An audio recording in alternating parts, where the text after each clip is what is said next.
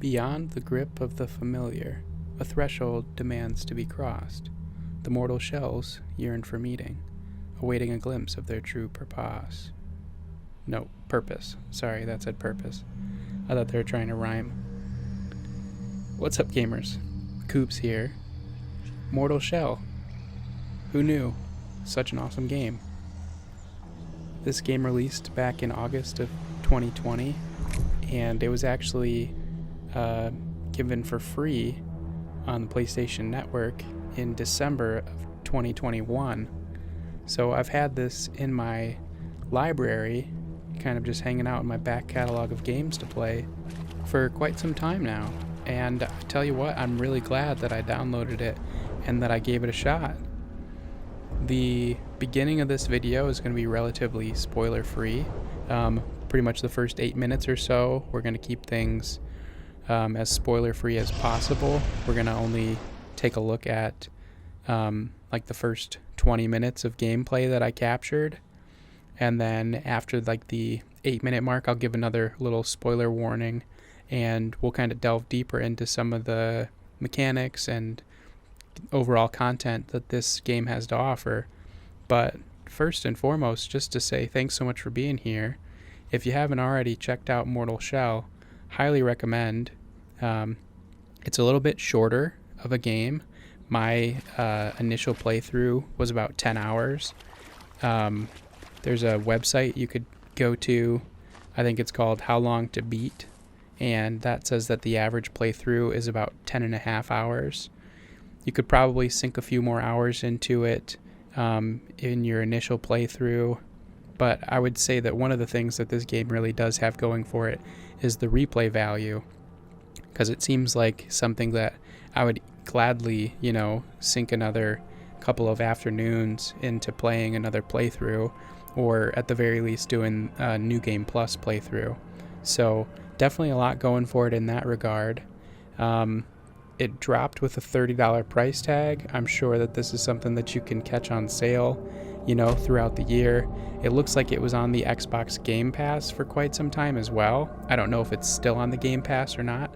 But if you've got this sitting in your library of games and you haven't given it a shot, definitely recommend it if you're into this Souls-like genre. It does a lot of new and fun and interesting things with the genre, which I really appreciated, and we'll kind of get into some of those. But for what it was, combat was really great, had a cool and interesting story that kind of hooked me in, and I really enjoyed the shell mechanic. And so here we've got our first shell. This you get like just a couple minutes into your playthrough. After you do the tutorial area, you're kind of steered off into this direction to go pick up your very first shell, and kind of acts as like a suit of armor for your character. And there's multiple shells in the game. I'll kind of get into some of that a little bit later. And yeah, just combat was really cool. Had a nice weighty feel to it. I really liked what they were doing with a number of the mechanics when it comes to the discovery of the game. So in a lot of games like this, you pick up an item and it tells you what that item does. But in Mortal Shell, it tells you that you have to use the item before you can figure out what it's capable of doing. I really like that. As like a person who enjoys and appreciates RPGs, it's like, yeah, I wouldn't know what this random object I just picked up would do. So I've got to interact with it before I can kind of figure out what it's going to do for me. Really appreciated that mechanic. And then as you continue to use certain items, you'll become more familiar with them.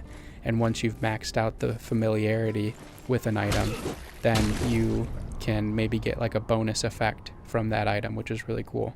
Here, I just got knocked out of my shell. So that's one of the mechanics that I really enjoyed about this. You have your life bar, and then once you've taken too much damage, you'll get thrown from your shell to your, I guess you could say, your mortal form. And when you're in your mortal form, you don't have any health at all. You can't take more than a hit. I think you can only get hit once, basically. And so you're kind of scrambling to get back into your shell. And then once you've been knocked out of your shell once, then if you take too much damage again, then you'll die. And so it kind of gives like a little bit of forgiveness to the gameplay in that regard. You can also harden with your shell, and that allows you to basically tank damage for a short time. Basically, as long as you're hardened, you can avoid taking damage, and so that adds another element that mixes into the flow of combat. So you're dodging, you're attacking, and you're hardening in order to continue combos, take less damage, and things like that. So here we got our first death of the playthrough, and you get knocked out of your shell a second time, and you got to start back over at wherever your respawn location was. Here we've got Fulgrim Tower, which is kind of like the base of operations. And again, I don't want to get too much in this early section. Just going to keep things really basic, but here we're introduced to, if you're familiar with the Souls games, kind of like our Firekeeper. This is Sester Janessa, and she's the one that we're going to go to. Basically, she acts as our place to respawn, as well as where we can go to upgrade our shell. So there's two forms of currency in the game. There's tar, which is what you'll accumulate from taking on the common enemies. And tar, if you die, you have to go back and pick up your shell where you died, and you can get your tar back. And then there's also glimpses. And glimpses, if you're familiar with Bloodborne at all, glimpses remind me quite a bit of Insight. And so it's kind of like a spendable currency, but if you die, you don't actually lose the glimpses that you have on you. They stay on your character, which I thought was really quite nice, a really nice mechanic. And so here we've got kind of like our ability tree, and so it's going to cost us tar as well as glimpses to level up the different attributes of our shell. Again, thought that was a really cool and neat mechanic, and so there's two elements kind of at play in order to upgrade your shell fully. And yeah, so if you're just looking for a kind of quick and dirty review, 2 thumbs up from Kubes. I would definitely recommend it if you've got it in your back catalog. If you've got a little bit extra in the budget and you see this game on sale, definitely recommend picking it up. There's also a DLC for the game that I think goes for about $8, and it kind of changes the game into a little bit of a roguelike.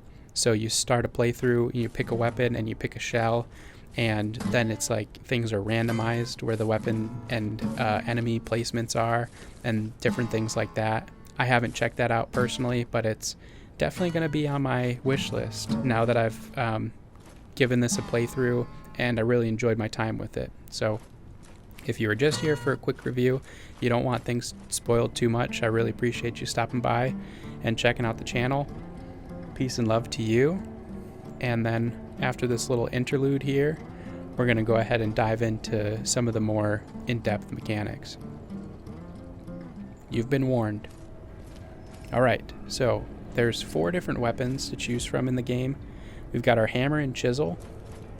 We've also got the smoldering mace. We've got the hallowed sword, which is the weapon that you start the game with.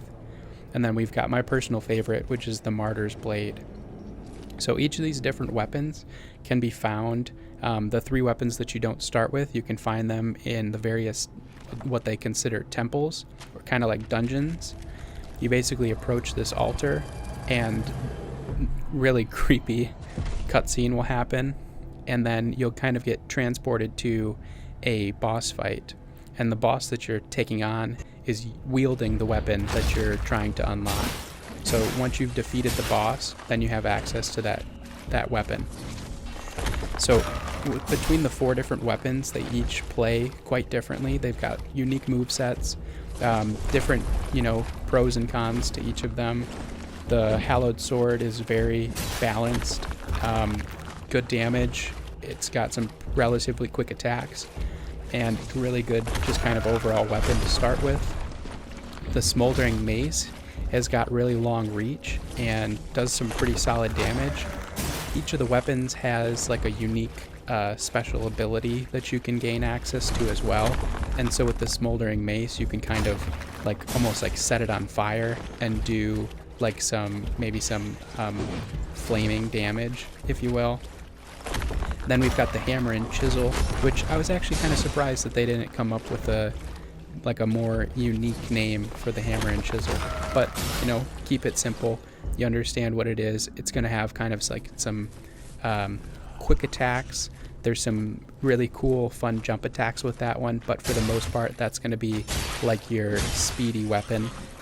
And then, again, the Martyr's Blade, which is just this massive greatsword. So really good damage on, against single targets. It doesn't have as much crowd control as some of the other weapons do, but really great damage and some pretty considerable reach on the Martyr's Blade as well. I really enjoyed the Martyr's Blade personally. That was what I found to be the coolest weapon of the bunch. Now, I mentioned that there's DLC available for the game, and if you pick up the DLC, there's a 5th weapon that they added.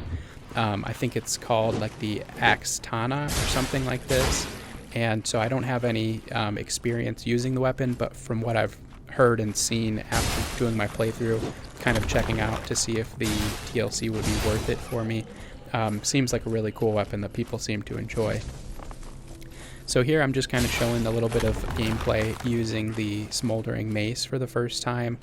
And again, so there's these temples that you'll visit, and at the very beginning of the temple is where you can unlock the weapon, and then you can kind of decide like, okay, do I want to go through this temple right now? Do I want to come back to it? However that might work for you.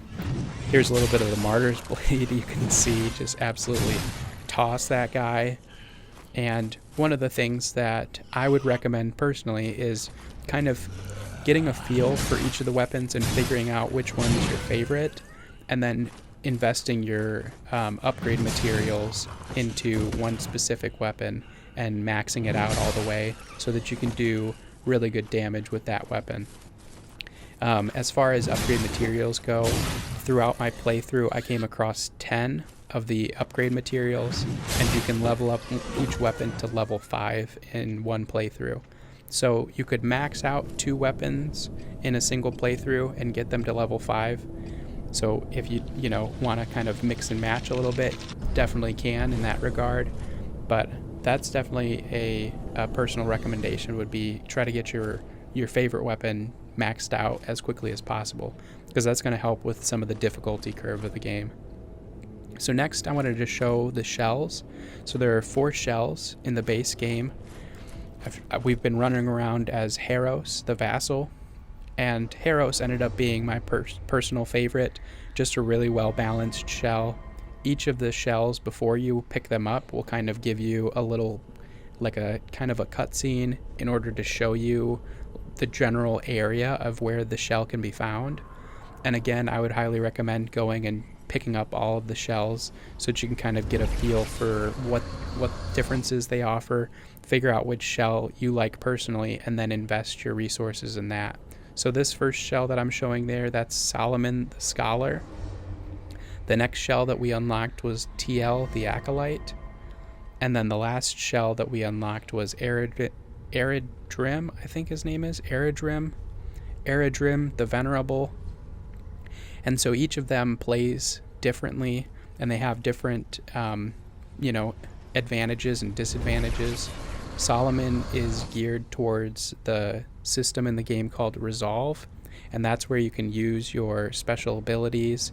And I haven't shown or mentioned it yet, but there's also a parry in the game. And so if you want to use the parry quite often, if you're a high-skilled player, Solomon might be the shell for you. As far as TL goes, he has got lower durability, so he's got less health, but he's also got more stamina, and he's got a really good dodge mechanic. So most of the shells, when you use the dodge, your character will kind of do a little bit of the hardened animation, and it kind of gives you an idea of like what the active iframes are for you. But TL does kind of more of like a vanish effect when he dodges, so he's kind of like the more quick and agile of the bunch. And then Eredrim is kind of like the tanky shell out of the 4. He's got the most durability, so the most health, but he also has the lowest amount of stamina. So again, kind of play with the shells, figure out which one suits your playstyle the best, and then begin to invest your resources into that specific shell is going to be your best bet, especially for an initial playthrough. So here we have the Tarnished Seal, which is going to be the item that allows us to parry. And as you progress through the game, there will be different parry effects that you can get. But the first one that you start with is the healing infusion. And so basically when you parry an enemy, as long as you have 1 point of resolve to spend, you can do a critical attack or a riposte. And doing so will give you a little bit of health regen, which is pretty useful.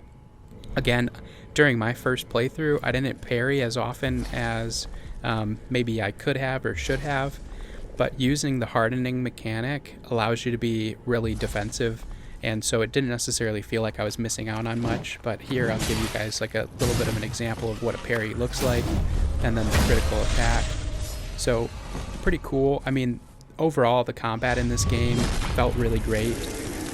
It wasn't until much later in the game that it felt like some of the attacks that I was getting hit by didn't feel like they maybe were registering as much. Like some of the attacks you get hit and your character takes a little bit of like a stun, you know, and you can kind of feel the attack happening, where some of them, like the quicker light attacks, sometimes it just feels like it just chunks a little bit of your health away, and it didn't feel as good to get hit in those situations.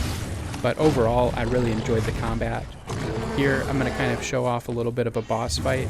So this is an enemy that you can encounter very early on in the game. And again, the initial playthrough of mine was only 10 hours. I don't mean to say only in a negative way, because I think that, 10 hours for a playthrough, for especially seeing as I didn't spend any money on the game, is really great value. But also with the replayability, as I mentioned, knowing that there's different weapons that I could do as a playthrough and different shells that I could utilize that would totally alter my play style. Like, there's a lot of replayability here. So I definitely think that it's worth your time. But so this is a Grisha, and again, you can encounter this boss relatively early, but really difficult to take on, right away. I'm definitely using a fully upgraded weapon here, and so you can kind of see the damage that I'm doing is pretty sizable, good damage. Next I'm going to kind of I'm going to keep it, relatively spoiler free, but I wanted to show off some of the boss design for some of the other bosses that you can encounter. So I won't show anything of the boss fight itself, but you can kind of see some really cool boss design that they've got. So there's 3 temples that you visit throughout the game. So there's kind of like the main area, which is like this big swamp known as Fulgrim, and then there's these 3 temples, and that's basically the extent of the game. Now each of these temples or dungeons are pretty sizable. It'll take you some time to get through them, and they've got some kind of like shortcuts that you can unlock, which I thought was really great. But once you've completed a temple, then this effect happens in the swamp area known as the fog, and the enemies outside will change a little bit, and there is a way to kind of get rid of the mist, but you'll have to figure that out. And yeah, so I really appreciated how, your effects in the game kind of change the game world. I thought that was really cool. Overall, has a really kind of fun, dark and gritty aesthetic to it, with these really strange and interesting characters. This is Vlaz, and he's kind of like the merchant of the game. And again, he's positioned at the Fulgrim Tower, which is kind of like our base of operations. So really accessible. And Sester Janessa, really enjoyed this character overall. There's a lot of like fun interactions that can happen with Sester Janessa, and like this line right here talking about a bonfire, I thought that was pretty clever.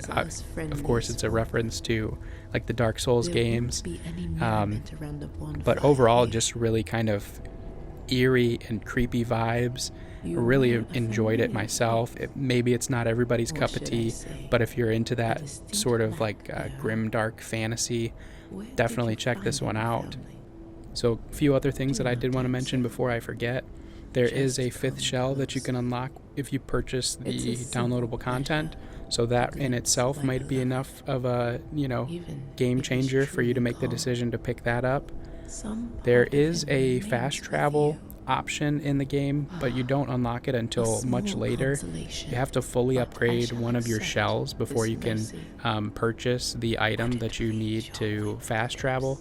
So much of the early game will be spent like backtracking to and from the different locations that you're, venturing out to. I've mentioned that there was 3 temples, and so each of the temples has a unique boss at the end of it.